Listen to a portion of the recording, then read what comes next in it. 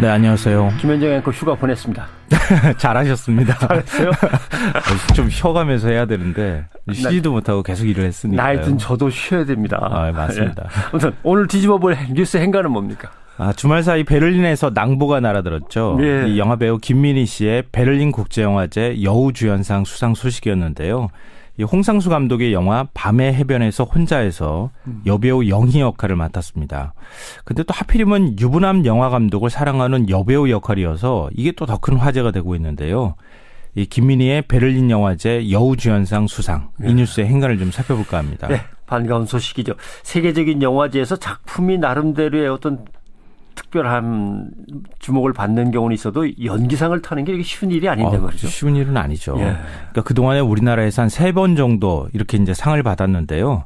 이게 많다고 해야 되나 적다고 해야 되나 사실 이게 좀 고민이던데 한국 영화의 위상이나 시장 규모 면으로 볼 때는 좀 적지 않은가 이런 생각이 좀 들어요. 예. 그러니까 첫 수상은 1987년이었는데요. 이때 저도 그냥 굉장히 기억이 많이 나는데 강수연 씨가 영화 씨바지로 베니스 영화제에서 여우주연상을 수상을 했었죠. 그렇죠. 예. 영화는 국내에서 큰 주목을 받지 못했는데 외국에서 또 상을 받았다고 해서 더 큰 주목을 받았었고요.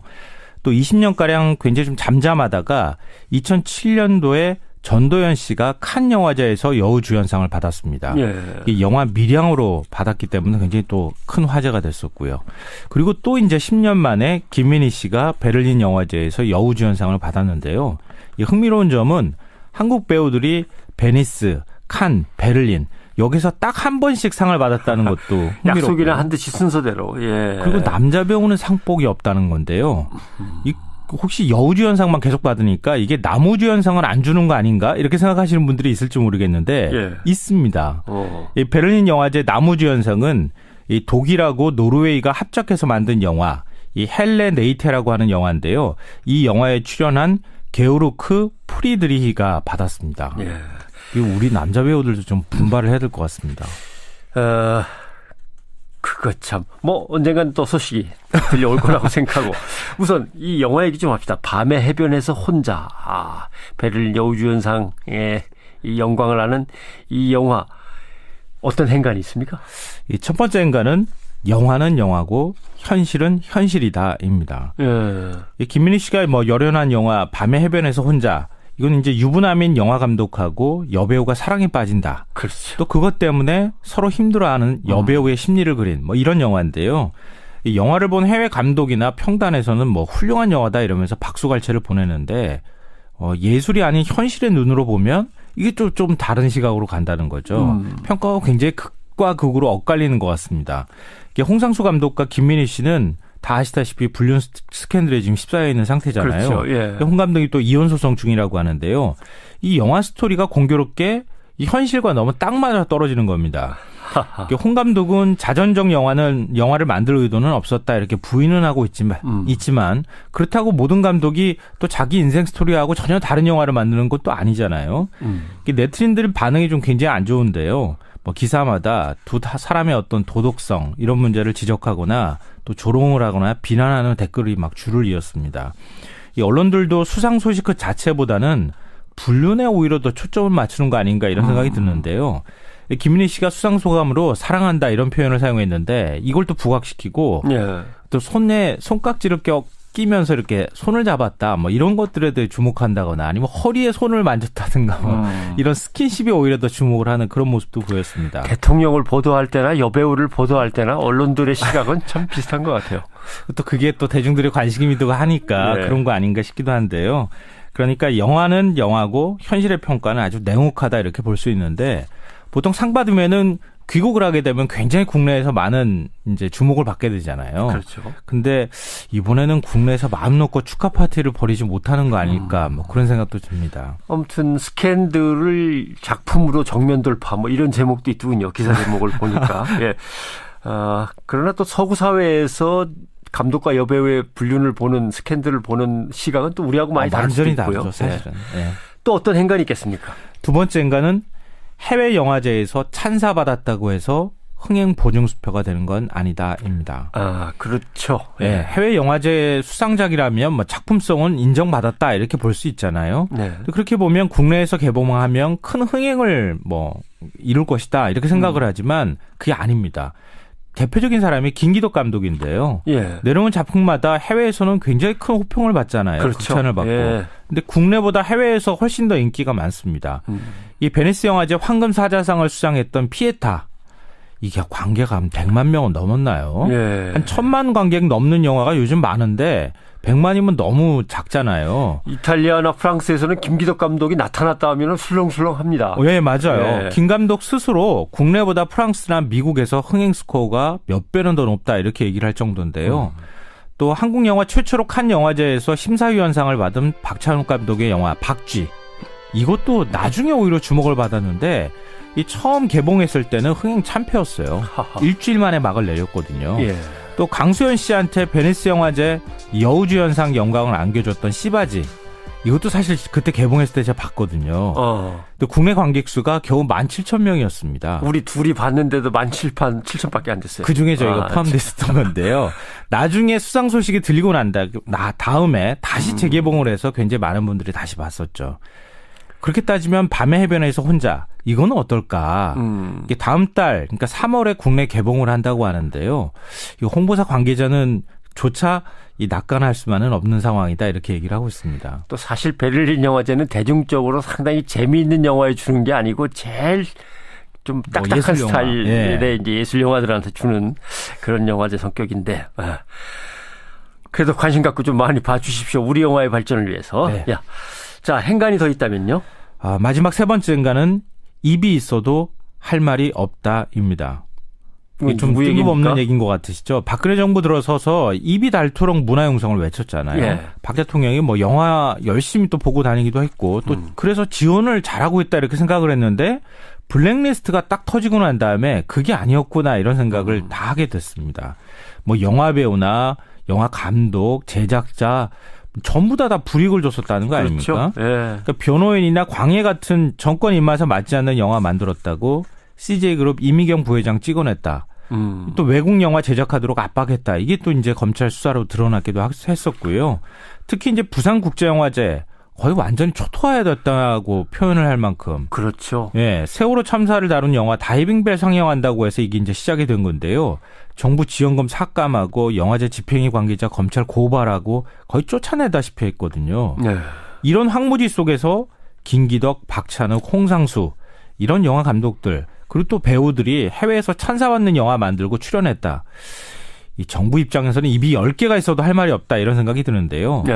우리 이제 예술 지원이라든가 이런 거 얘기할 때 팔길이 원칙이라는 게 있습니다. 팔길이 원칙? 지원은 하되 간섭은 하지 않는다. 그러니까 문화정책은 간섭해서 되는 게 아니고요. 지원만 하고 간섭하지 않아야 한다. 그래야 문화융성이 된다. 그렇습니다. 이 사실 정치인들이 잊지 말아야 될 것 같습니다. 아무튼 박 대통령과 최순실 씨를 소재로 영화를 만들면 이게 문화융성에 크게 기여할 건데 그때 좀 다음 정권에서 만들 수 있지 않을까요? 예. 김성환의 행간이었습니다. 네, 고맙습니다.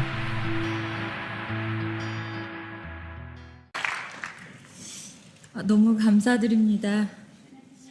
I'd like to thank most cordially 영화제 추천됐을 때부터 for this award. When I received the invitation, 기대 너무 기뻤습니다.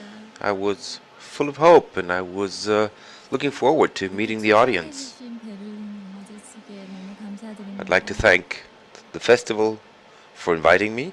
너무 아름다운 영화를 만들어주신 홍창수 감독님 And I'd like to 감사드립니다. thank the director for this wonderful film, Hong Sang-soo.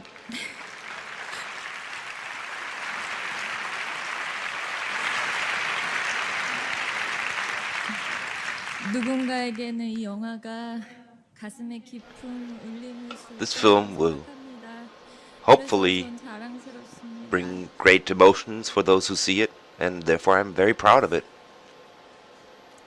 함께 영화를 빛내주신 배우분들, 스태프분들 너무 Thank you 감사드리고요. to the crew, to everyone who contributed 오늘 in making this film. 영화제에서 별처럼 빛나는 한이를 선물 받았습니다. 모든 I 심사위원 received 여러분들께 a 진심으로 감사드립니다. star-studded gift tonight.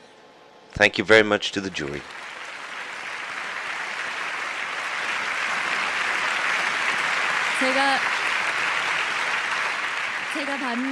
제가 지금 느끼는 이 기쁨은 This award that I receive here and this happiness that I feel 존경하고 사랑합니다. is all thanks to Hong Sang-soo, my director in this movie. I honor you and I love you.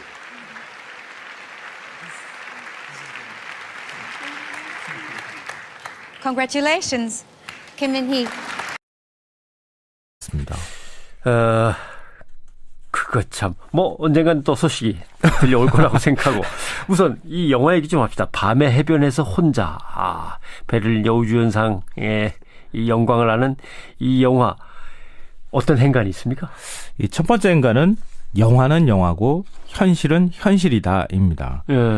이 김민희 씨가 열연한 영화 밤의 해변에서 혼자. 이건 이제 유부남인 영화 감독하고 여배우가 사랑에 빠진다. 그렇죠. 또 그것 때문에 서로 힘들어하는 여배우의 심리를 그린 이런 영화인데요. 이 영화를 본 해외 감독이나 평단에서는 훌륭한 영화다 이러면서 박수갈채를 보내는데 예술이 아닌 현실의 눈으로 보면 이게 좀 다른 시각으로 간다는 거죠. 평가가 굉장히 극과. 네, 안녕하세요. 김현정 앵커 휴가 보냈습니다. 잘하셨습니다. 잘했어요?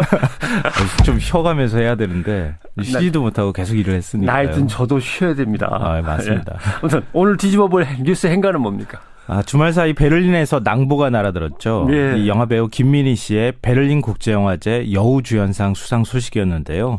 이 홍상수 감독의 영화 밤의 해변에서 혼자에서 여배우 영희 역할을 맡았습니다. 근데 또 하필이면 유부남 영화 감독을 사랑하는 여배우 역할이어서 이게 또 더 큰 화제가 되고 있는데요. 이 김민희의 베를린 영화제 여우주연상 수상, 이 뉴스의 행간을 좀 살펴볼까 합니다. 네, 반가운 소식이죠. 세계적인 영화제에서 작품이 나름대로의 어떤 특별한 주목을 받는 경우는 있어도 연기상을 타는 게 이게 쉬운 일이 아닌데 말이죠. 쉬운 일은 아니죠. 예. 그러니까 그동안에 우리나라에서 한 3번 정도 이렇게 이제 상을 받았는데요. 이게 많다고 해야 되나 적다고 해야 되나 사실 이게 좀 고민이던데 한국 영화의 위상이나 시장 규모 면으로 볼 때는 좀 적지 않은가 이런 생각이 좀 들어요. 예. 그러니까 첫 수상은 1987년이었는데요. 이때 저도 그냥 굉장히 기억이 많이 나는데 강수연 씨가 영화 씨바지로 베니스 영화제에서 여우주연상을 수상을 했었죠. 그렇죠. 예. 영화는 국내에서 큰 주목을 받지 못했는데 외국에서 또 상을 받았다고 해서 더 큰 주목을 받았었고요.